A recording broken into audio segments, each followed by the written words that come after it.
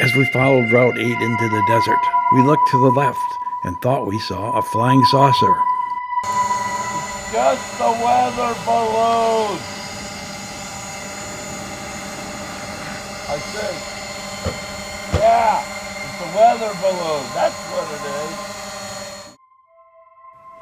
Well, I think I see a flying saucer. Nope. It's not a flying saucer.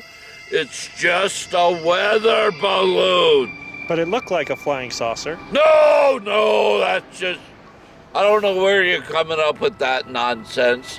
Everybody that knows anything knows there's no flying saucers. Lots of strange things go on in the desert of the USA.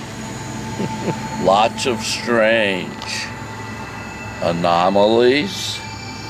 And the more you come out here, the more questions you have, and the more adventures we go on. You know that, right? Of course. We first came out in this area when we were visiting the desert tower, which overlooks the Sonoran Desert. And along came a UFO with a man in it.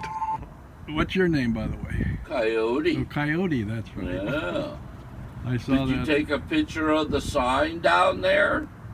The Coyote, Retrievals? yes. Dude.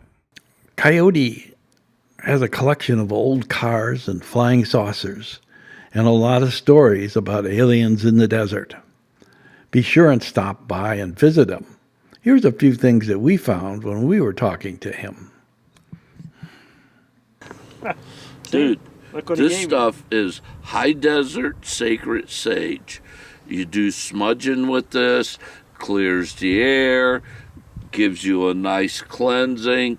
You can burn a little bit, say a little prayer to whoever you pray to, and the smoke will carry them words up into the spirit world, and we'll all have peace, love, and understanding for the whole world.